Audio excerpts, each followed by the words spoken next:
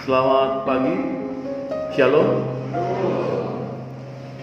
Bapak Ibu Saudara yang Tuhan Yesus kasihi, hari ini kita bersyukur kepada Tuhan atas anugerah dan keselamatan yang telah diberikan kepada kita, sehingga kita bisa menikmati setiap waktu dan kesempatan bersama dengan orang-orang yang kita kasihi pada saat ini. Pada saat ini Bapak Ibu Saudara, firman Tuhan akan menyapa kita dengan sebuah perenungan bertema membangun sebuah pernikahan di dalam keluarga Kristen, khususnya bagi pasangan yang akan mengikrarkan janji setianya di hadapan Tuhan. Tadi ada yang bilang, Pak Pendeta, sebenarnya kami ini lalame menikah, tapi baru kali inilah pakai baju resmi di dalam gereja. Tidak apa-apa, pengantin baru stok lama. Ya, waktu kita latihan kemarin, kami kan latihan gladi resik tuh hari Kamis. Ya. Jadi nanti ada ucapan-ucapan yang harus dihafal. Nah, pada saat kami latihan, di situ kan ada bilang, misalkan pasangannya itu, bentar, saya cari contekan dulu. Nama pasangannya ya, lupa ingat saya. Albinus Faot, terimalah cincin ini sebagai lambang cinta kasih dan kesetiaanku. Waktu saya bilang itu senyum-senyum. Senyum-senyumnya apa? Nyonteknya yang lama. Jadi ini mata istrinya, Albinus Faot. Jadi dia jatuh cintanya sama kertas ini. Dan Margarita Baok. Jadi tidak lagi fokus. Nah, setelah mereka belajar, lalu mereka menghafal sekian detik, sekian menit, ternyata bisa. Tetapi yang mereka tidak bisa lagi pada saat mereka menatap ke dalam mata pasangannya. Kalau bayar cicilan tuh,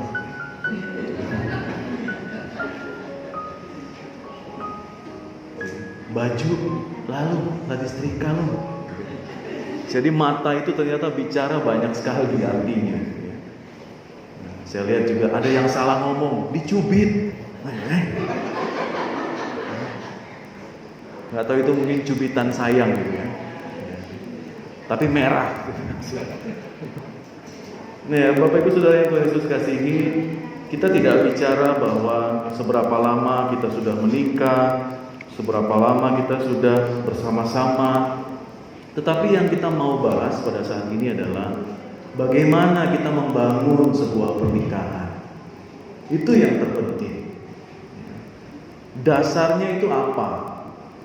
Nah, pada saat ini firman Tuhan memberikan sebuah perumpamaan, yaitu membangun rumah, pondasinya apa? Di atas batu dan satu lagi di atas pasir. Lebih kuat mana?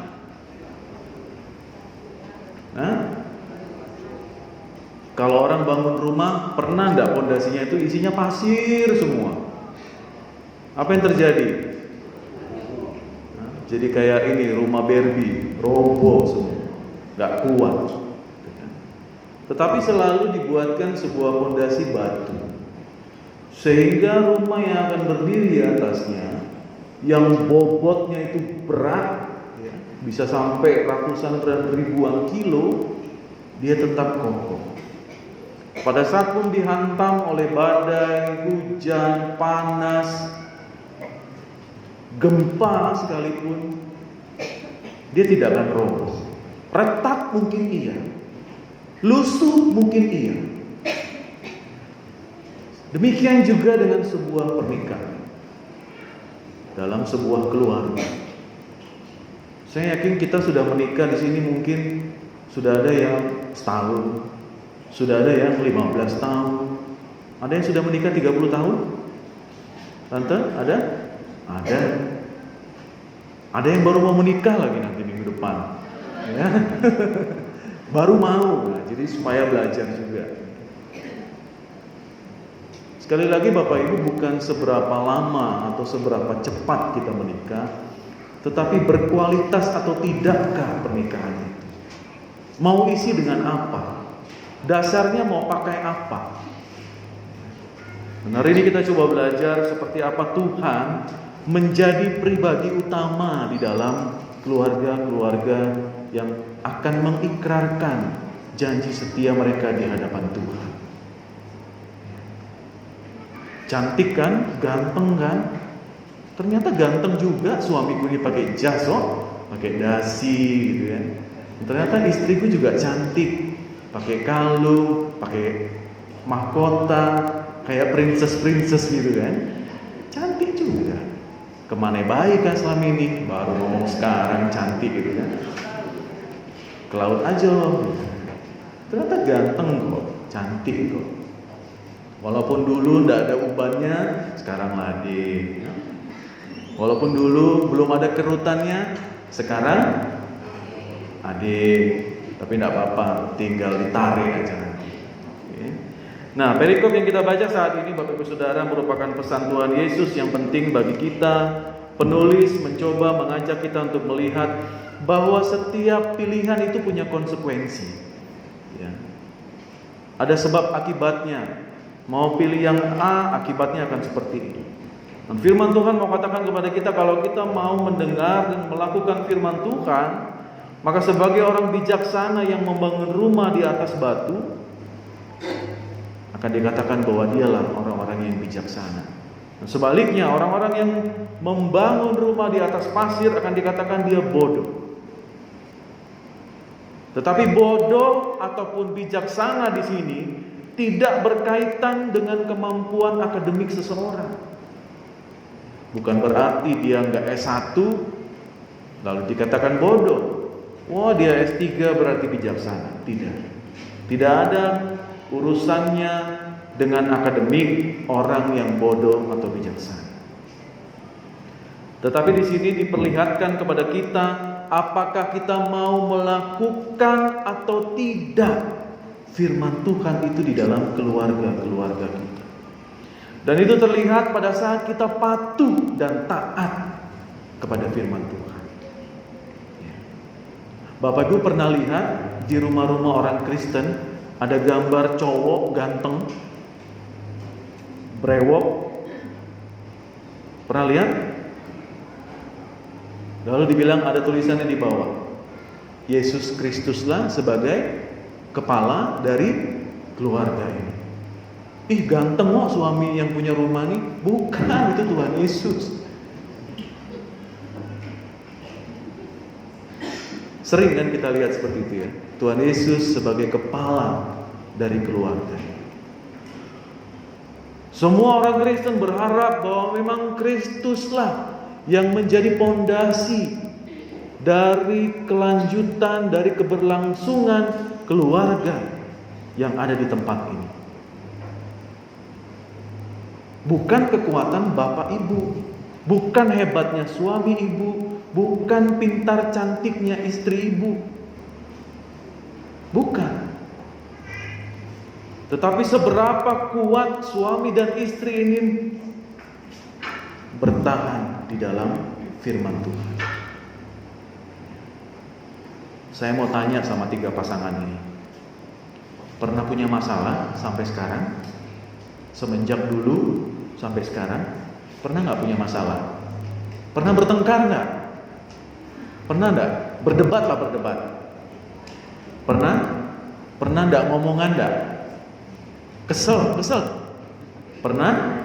Sering Pak. Nak kesini tadi dia gak beromong gak mikir? Jangan ya, jangan. Gak beromong Pak, karena make upnya takut ini kan. Oke. Wajar nggak kalau kita nggak pernah omong gitu? Wajar nggak kalau kita berdebat? Wajar nggak kalau kita bertengkar? Wajar? Wajar kok. Saya sama istri saya aja kok sering kok begitu. Kenapa? Begitu kami berdebat terhadap sesuatu, oh ternyata setelah kami pikir-pikir, oh iya ya, benar juga apa yang dibilang istri saya.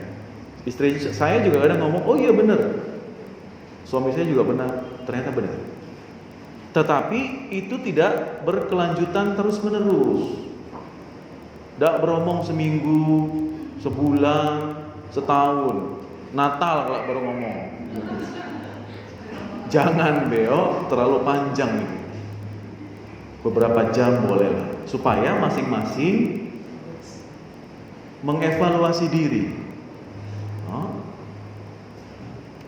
Kenapa tadi dia marah? Ngapain suamiku tadi kok pulang-pulang marah? Wow, tadi pagi ku lupa kasih sarapan. Gampang kalau suami itu mau betah di rumah, mau baik sama istrinya, gampang. Urusan perutnya beres. Udah. Apa Pak? Kopi, sarapan. Lah, beres lah. Kami pasti ingat pulang. Tidak ada yang lain enggak. Akan kerja dengan semangat. Wah, pokok bawa uang pulang ke rumah. Nah, pergilah ke Ramayana. Nah, ya. Hanya Ramayana Bapak nih. Jadilah. Kita semakin mengenal siapa pasangan kita. Kita semakin mengenal siapa suami, siapa istri kita. Terlebih pada saat kita memahami betapa firman Tuhan itu betul-betul menguatkan keluarga kami. Jangan bosan menegur suami ibu kalau dia tidak pernah berdoa. Ya, Pak Faud, Pak Albinus. Nah, nanti ngafalnya Pak, lihat saya. Takut kededep ya. Udah, waktunya sekarang dengerin saya. Nanti saya dengerin Bapak. Ya, ibu-ibu tolong tegur suaminya. Kalau mau makan, ayo Bapak berdoa. Kalau sebelum tidur, ayo Papa berdoa. Berdoa buat saya, berdoa buat anak-anak. Karena kami pasti berdoa buat Papa. Kenapa saya bilang begitu? Karena laki-laki, seorang bapak, seorang suami, dia harus menjadi seorang pendoa syafaat bagi keluarganya. Amin. Bisa? Suami-suami keren bisa? Ya. Suami keren itu bukan dia bisa merokok. Suami keren itu bukan karena dia minum, tetapi suami yang keren, yang kece, dia bisa berdoa buat keluarganya. Itu bapak-bapak. Oh,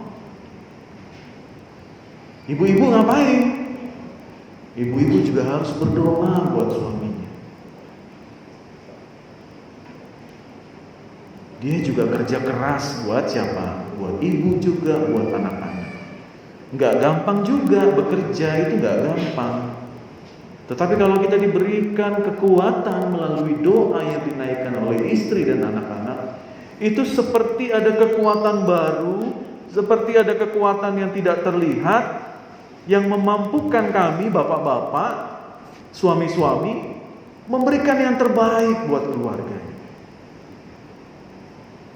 Nah, di situ kita bisa melihat bahwa peran suami dan peran istri di hadapan Tuhan itu luar biasa. Dan kalau kita sudah hidup semakin dekat dengan Tuhan, menyerahkan hidup kita sepenuhnya kepada Tuhan, taat dan setia kepada Tuhan, percaya Bapak Ibu, Tuhan berkati luar biasa keluarga Bapak Ibu. Bukan hanya urusan materi, bukan. Tetapi Dia akan berikan damai sejahtera Tuhan di dalam keluarga Bapak Ibu. Yang lain tuh ikut. Ada materi, ada kesehatan, macam-macam. Tetapi yang pertama-tama Tuhan berikan di dalam keluarga Bapak Ibu adalah damai sejahtera Tuhan. kita damai, kita sejahtera, walaupun bertengkar kita masih bisa ngobrol biasa, kita tidak bentak-bentak istri. Istri juga kalau ngomong sama suami nggak usah digas gitu kan. Walaupun lagi masa-masa akhir bulan gitu kan, biasanya digas suami. Ya, sabar gitu kan. Berkata-katalah yang baik, yang sopan. Jangan memaki-maki istri, jangan memaki-maki anak-anak. Kenapa? Karena keluarga kita sudah diberkati Tuhan.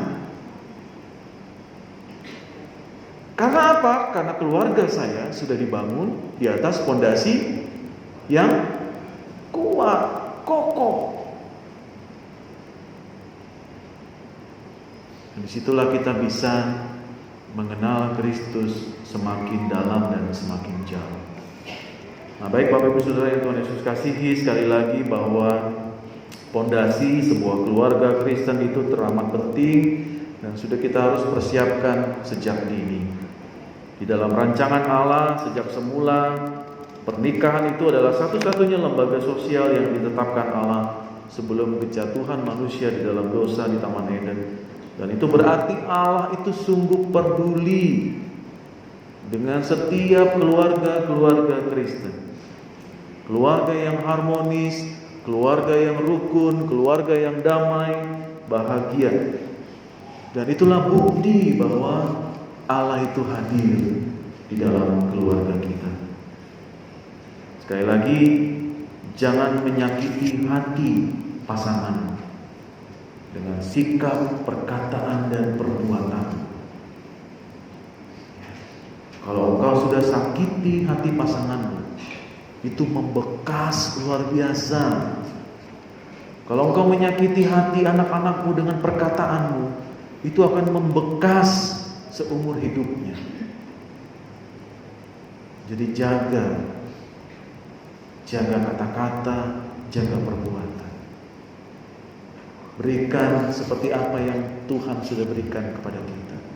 Berikan kepada keluarga. Saling menguatkan, saling mendoakan. Itu yang terpenting. Selamat sekali lagi bagi para mempelai, Bapak Albinus Faot, Ibu Margarita Baok, Bapak Edward Manao, dan Ibu Agwilina Sasi, dan Bapak Robi Hartono dan Ibu Sulastri. Ya. Ingatlah akan firman Tuhan hari ini, bahwa keluarga yang Bapak Ibu sudah bangun dan akan bangun seterusnya, bangunlah di atas batu yang kokoh, yaitu firman Tuhan, dan Kristus akan memberkati. Amin.